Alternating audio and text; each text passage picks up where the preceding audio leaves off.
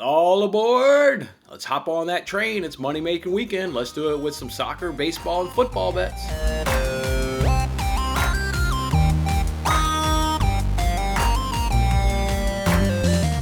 Hey there, everybody. It's Jason Mattis. Welcome on into this episode of Winning Bets. Kicking off your weekend with me here as we're on the Friday edition here of Winning Bets. Super excited. We got the weekend on the horizon, and we got money-making weekend staring us right in the face. Let's go ahead and recap where we are leading up into the weekend, and then let's go ahead and roll out the weekend slate of bets. As you guys can see right there, yesterday we went 2-2, down a little bit, down 0.28 units, and down on the week 0.84 units so far on the week. We did not hit our Europa League parlay. The teams from Scotland, both Celtic and Rangers, both decided to not find the back of the net. Rangers was really close. Then they got a red card around minute 70, so that certainly ended their chance to go ahead and find the back of the net. And then Celtic, they had some opportunities, but disappointing performance for them playing at home. They should have been able to create more being the home side and playing more of their attacking brand of football. So just really disappointed there in what Celtic was able to do on their home ground. So lost that, but came back on Thursday Night Football, was profitable. And Thursday Night Football, because we went 2-1 on Thursday Night Football. We got that under 46 points to go ahead and hit in that game between the Jaguars and Bengals. Boy, it really felt like, that goal line stop right there just before halftime when the Jaguars couldn't quite stuff it in. They tried to do another QB sneak there with Trevor Lawrence, and the Bengals defense wasn't having any of that. It felt like maybe at that point the under was going to hit. I was nervous. You're not nervous, but with the Jaguars winning that game, if you felt like the Bengals were going to come back and win that game, you felt like maybe that the over was going to hit because the Jaguars were having such success. They were probably going to have similar success there in that second half, and a Bengals comeback was probably going to ruin it, but that was a big goal line stop right there. The Bengals did come back. They did go ahead and get that win, 24-21, but we stayed up under there with 45 points, so just a nice, good under cash right there. Was pulling for those Jaguars. You guys know a lot of us are holding on to those Jets to be the last winless team in the NFL. Boy, really would have liked to have seen the Jaguars go ahead and pull that out. That was a prime spot for them on a short week, catch an opponent, coming off a big win, letdown spot. They had it. Looking at that schedule, not sure when those Jaguars are going to get a win for me. Really needed that spot right there. As for our two player props, we did hit Jamar Chase. He went up over 64.5 receiving yards. He ended the game with 77, so nice good performance there by the LSU combination of Burrow going to Chase. That worked out well for us there. Marvin Jones, he did not get over 4.5 receptions. Can't be mad at him. He had 3 targets, caught all 3 passes. Just with what the Jaguars were able to do, how they had that early success going on there. They were really running Robinson there. They were really running Trevor Lawrence there with some keepers. So, just the game plan, the game script there from the Jaguars just didn't lead to him having enough targets, which is unfortunate because obviously leading up to that point, that bet had done nothing but cash. So, overall, good night in football. Again, 2-1 there. Overall, down a little bit of units. Down just a little bit on the week. It's been a weird week. We've had 2 days of profit. We've had 2 days of losing days, but we're not even down a unit. Not even down a unit. Some of the way you guys hit me up on Twitter, you would think like the sky's falling. The sky's not falling, guys. We're not even down a unit. We've been kicking ass. You guys know we've been kicking ass around here. Hell, we won 31 units last week. Not even down 1 unit. That's just the way you guys hit me up. It's you guys got to get some better bankroll management. Come on, you guys can do this. You guys can do this, and we got money-making weekend ahead. We're all right. We are okay. It's money-making weekend. We can go ahead and crush it. Once we crush this weekend, nobody will even remember that we went into the weekend down under a unit. Let's go, guys. Come on, get hype. It's money-making weekend. Let's do this. Giancarlo Stanton, he hasn't homered in 2 days. He's still sitting at 35 with 3 games to go. Oh, yeah. Everything's going to fall in place for us this weekend. I probably don't have to hedge that bet. Oh, yeah. It's money-making weekend, guys. Let's kick some ass. All right, with that being said, I do not have any NASCAR bets. If you guys been around on this show for a while, that's not a big surprise to you. If you're new to this show, obviously welcome. Glad to have you guys part of the Winning Bets community. There's 2 races I do not put any bets in on, and that's Daytona and Talladega. Just too many wrecks, too many big wrecks, and you're going to get the wrecks. I mean, just look at last week in Las Vegas. There was only 1 wreck. It was by Joey Gase, and he didn't take anybody out. It was a solo wreck. He only, damaged himself and caused himself not to be able to finish that race. So other racetracks, don't have the kind of wrecks that you see at Talladega and at Daytona where you're just going to get big wrecks and everybody being taken out. Wrecks are obviously a part of NASCAR, and it's obviously part of the risk you take if you're going to go ahead and bet NASCAR. But when you're guaranteed to get wrecks, guaranteed to get big wrecks, guaranteed to have a lot of cars not finish the race, yeah, I want no part of that. So we'll come back next week. Their boys are going to Charlotte. They'll be at that Roval, a very predictable road course race. So we'll look to, resume getting in our NASCAR bets. You guys remember we were profitable last week, got our only winner there in Dipendetto over Chastain. So we'll look to get back on that at the Charlotte Roval, but no NASCAR bets for me this weekend. I will have some MLB bets for you guys. I will go ahead and tweet them out sometime later on this afternoon. We'll go ahead and get in a couple baseball bets. There are some spots I'm eyeing there with the Giants, the Indians, and Reds. We'll see which of those three I want to go ahead and pull the trigger on. Probably a couple of those because I don't have any soccer bets for today just due to the games that are going on today. So we'll go ahead and look to maybe pull the trigger on some of those this little bit later here this morning and this afternoon. All right, with that being said, let's go ahead and roll out the soccer and the NFL bets for soccer. Gave out all these bets on yesterday's show, so we can just go ahead and run through these with no justification. If you haven't yet, go ahead and check out yesterday's episode of Between the Posts. Had a great time there with Matt breaking down Premier League match week number 7. Down to some really good spots. I think it'll be another profitable week for us in the Premier League. And we'll start that off with Arsenal on a draw no bet at minus 129. We'll take Norwich team total under 0.5 at plus 170. So obviously predicting them not to score. It's worded differently on all the different sports books, but that was the best value for me, was taking their team total at plus 170. Go ahead and take Chelsea Southampton under 2.5, and it comes in at plus money.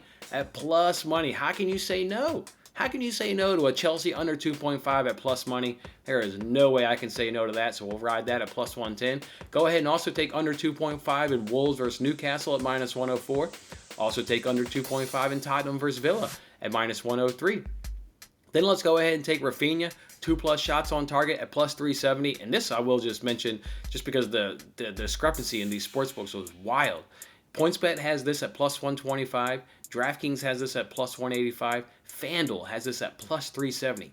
I mean, look at that discrepancy in odds right there. Let's hope we can go ahead and take advantage of FanDuel exposing themselves at a good plus 370 cash right there for Rafinha. And then also do Antonio, 2+ shots on target at plus 125. I've also got one more Premier League bet that I tweeted. I've got a lottery ticket. I've got a free roll on BetRivers. All the sports books do it. PointsBet, you earn points on PointsBet. What is it? DraftKings, you earn crowns on DraftKings. At BetRivers, they don't call it anything sexy. You just kind of earn points and earn stuff, and you get free bets. So I got a free $5 roll. Went ahead and used in the Premier League. My lottery ticket for the Premier League this weekend is Manchester United on that money line, Burnley on that money line, Arsenal on that draw no bet. I want a goal each between Palace and Leicester, and Leeds team total over 1.5. That is my Premier League weekend lottery ticket over on BetRivers.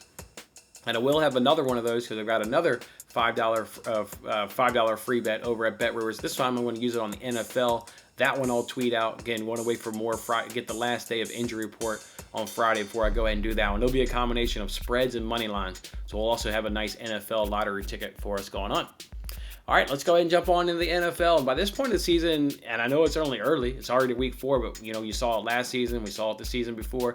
It starts to get hard to come up with NFL props. I mean, sportsbooks have the same data that you look at, the same data that I look at, and they've adjusted their numbers. So these advantages that we had in the first 3 weeks, the advantages are a lot smaller. The numbers are a lot tighter. They're tougher.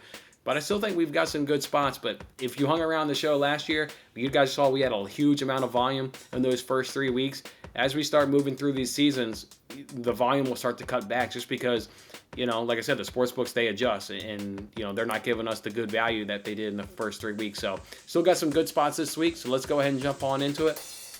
The first one I want to go ahead and do is I'm going to do an NFL parlay. I'm going to parlay 2 of the first drives end in a punt. I got this parlay at plus 170. I think the Lions-Bears game, the first drive will be a punt. And I think the Ravens-Broncos game, the first drive will also be a punt. For the Lions and Bears, boy, from an offensive standpoint, neither of these teams are getting third down conversions. Their percentages are terrible. The Lions are 29th in the NFL at 32%. The Bears are 28th in the league at 32%. So, yeah, 2 teams that can't convert on third downs. That smells like a whole hell of a lot of punts to me, so I absolutely love that. The opponent's third down conversion percentage, this is where you want to have a high number. The Lions actually rank 5th at 32%, so they're doing pretty good right there. The Bears not a lot worse at 48%. but really going to lean on that Lions offense that can't get it done. Obviously, they're on 29th. Not worried about who the Bears quarterback is.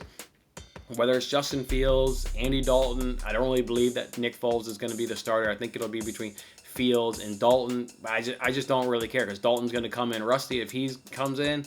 And if it's Fields, it's just a rookie quarterback. And we're seeing it with all the rookie quarterbacks. They're generally speaking all struggling. You guys saw the stat last night that NFL Network threw up. They're like 1-10 with a whole lot of picks. I mean, it's just absolutely terrible. So I don't care which Bears quarterback it is. Doesn't worry me. Lions struggling to convert on third downs. Good defense, obviously, with the Bears. Fantastic defense with the Bears. And the Lions, they're competitive. I mean, they're just absolutely competitive in their game. So love them right there to go ahead and get it. And then we're going to parlay them with the Ravens and Broncos. Again, two teams that are not converting at a high rate on third downs from an offensive standpoint. The Ravens are 30th at 30%, and the Broncos are 24th at 35%. Defenses are doing relatively good. They're both in the top half of the league at stopping third down conversions, with the Ravens in 8th at 35% and the Broncos at 15th at 39%. The Ravens are getting 3 of their starters back from the COVID list. They missed that Lions game. They'll get 3 of those starters back, so that's a big boost right there. And in both of these teams, the Ravens have cashed this in 2 of their 3 games, and the Broncos have also cashed this in 2 of their 3 games so far. So we'll go ahead and take the first drive, the result in a punt, parlay that at plus 170 for the Lions, Bears, Ravens, Broncos. The next one we'll go ahead and do is we'll do Davis Mills. His longest pass will be under 33.5 yards at minus 110. Look, the Bills' defense is just flat out outstanding. They're 9th in the league in yards per completion at 9.4 yards per game. Or 9.4 yards per completion. They had the 7th most sacks in the league at 9, so they're getting good pressure on the quarterback. What does pressure on the quarterback mean? It means these routes down the field can't develop. So you already got a defense that, their yards per completion is low. They're getting good pressure on the quarterback. The Bills' longest they've allowed this season was 24 yards to the Steelers. They allowed 18 yards to the Dolphins. They did allow the Washington to go ahead and hit them on a big screen play for 73 yards, but otherwise the damage was limited. Terry McLaurin got a 37-yard pass, but Terry McLaurin is a better wide receiver than anything that these Texans will go ahead and throw at them. I know they have Brandon Cooks, who you're going to tell me he's a burner, he's a speeder. He ain't shit, and this guy's not shit. His longest on the season so far is 52 yards up against the Jaguars. Well, the Jaguars, you guys remember, they allowed 12 yards per completion, which is towards the bottom of the league. Otherwise, he's missed this in his other 2 games. This is not some outstanding burner receiver there in Brandon Cook. So an outstanding defense that doesn't get beat. They don't have to blitz. They get pressure with their front 4. So that means they can drop their linebackers. The safeties stay relatively back in coverage. They don't give up deep passes. Not this Bills team. You guys know I know my team really, really well. So Davis Mills, under 33.5 yards, will be his longest pass at minus 110.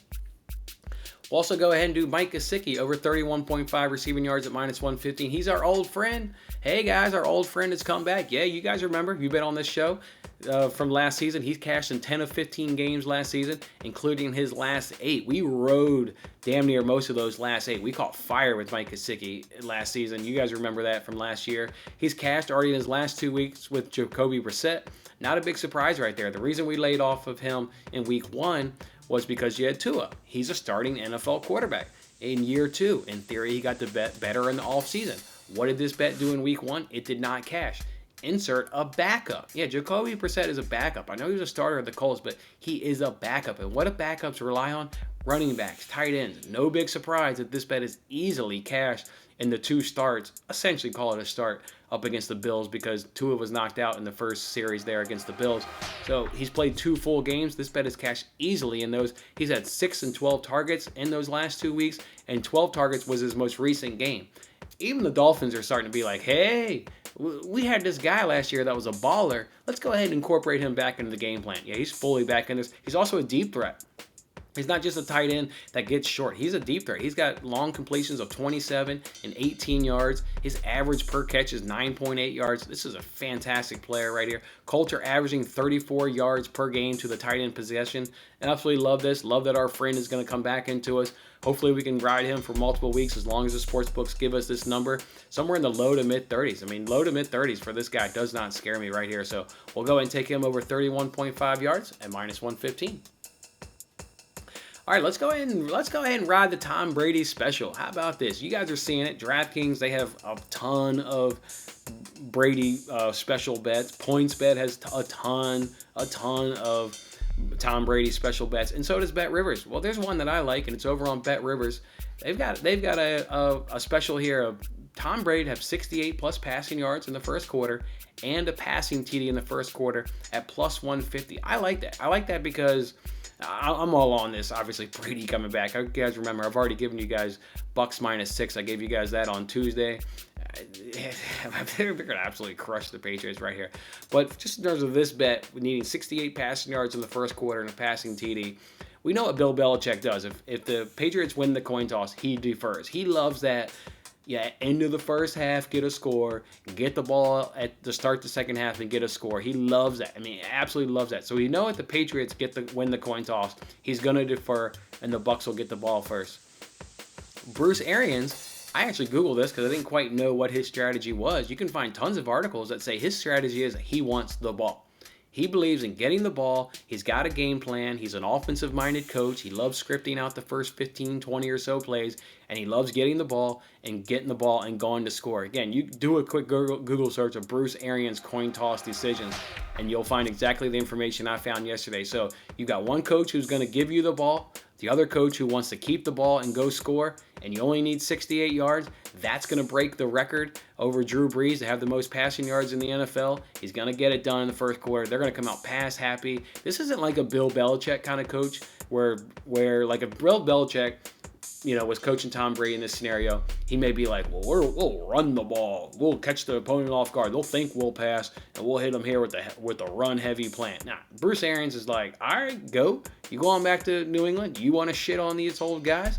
Yeah, I bet you can, and you will do that, and I'll script it up for you just to throw the ball like hell all up over your old team. Going back to New England, you'll set the record in the first quarter, and you'll throw a TD pass probably to Gronkowski just to rub it in their goddamn face if they, let you go, so to speak. So they didn't treat you, they didn't pay you. Yeah, we're going to go ahead and do it here in this first quarter. So I love this. I'm all on the Brady affair homecoming. Again, I already gave you guys Bucks -6. Yeah, let's go ahead and do that. So Brady, 68 plus passing yards and a TD in the first quarter at plus 150. I'm also going to go ahead and do Antonio Gibson over 15.5 rush attempts at -135 over at DraftKings. They're going up against the Falcons. They're allowing 26.3 rush attempts per game. They're also allowing 118 yards per game. And they're also allowing 4.5 yards per carry. The yards per carry ranks 23rd in the league, and the rushing yards ranks 19th in the league. So a team that is not having a very good rush defense so far, he got 12 versus the Bills in a blowout. Yeah, he got 12 rushing attempts in an absolute blowout. Did he get 12? This spread is -0.1. Everybody thinks that this game is going to be close, so there's no reason for them to abandon a running game when the spread's at -1, and we all think the game's going to be close between Washington and Atlanta. He's got 37 more carries than McKissick, so there's no threat of if this is a run-heavy game plan, McKissick will, take his carries away. He'll obviously get carries because you have to spell the running back and give him a break, but he is the lead dog in this backfield. So over 15.5 rush attempts for me and -135. All right, so to recap those NFL bets, let's go ahead and take. I already gave you guys the first two. It looks like I already gave you guys, and then the other ones were just on today's show. Go ahead and do that Chiefs, Titans, Bills moneyline parlay at -106. Actually, I don't think I gave that one ahead of time, but there it is right there. Chiefs, Bills, Titans, moneyline parlay. Don't care that the Titans may not have Julio Jones. Definitely not going to have Brown, it seems like. I don't care. They'll just run Derrick Henry all down the Jets' throat. I just really don't care. And even if they got good tight end weapons, they've got other guys. It doesn't worry me right there. The Jets are an absolute dumpster fire. So we'll go ahead and take that moneyline parlay. Again, Bucks -6 at +104. Gave you guys that. First drive punt parlay at +170. That's the Bears game, and that's the Ravens game. Gesicki over 31.5 receiving yards at -115. Mills' longest pass will be under 33.5 yards at -110. Brady 68 plus passing yards and a TD in the first quarter at +150. And Antonio Gibson over 15.5 rushes at -135. There will be more bets, guys. I already told you guys I'm going to tweet out some MLB bets. I got that lottery ticket going on at Bet Rivers for some NFL, a $5 free roll. I'm going to do some more stuff. We already know we've got our risk-free same-game parlay over at FanDuel, which we cast last week, and that Bills-Washington game. So I'm going to go right back to the well in the Bills game in some fashion. So look for me on that. And then also we've got our Sunday Night Football risk-free bet. And then also I'm just still digging it over. There's still some more spreads and money line parlays I'm going to go ahead and get in. So just make sure you're following me on Twitter. It's Money Making Weekend. It's at Winning Bets Pod on Twitter. Make sure you're a part of Winning Bet Weekend. When we talk about all this profit on Monday, I want you guys to be hitting that like button on Monday saying, yeah, baby, I was part of those cashes over the weekend. All right, guys, go enjoy your weekend. Have a fantastic time, and we'll see you back here on Monday. Thanks for watching till the end. I'm Jason Mattis. Any love you can show by giving me a like, a subscription, or a comment, or even just share this video is very much appreciated. And don't forget to turn on your notifications to increase your chances of locking in the same odds as I talked about today. And check out my other great videos in these corners.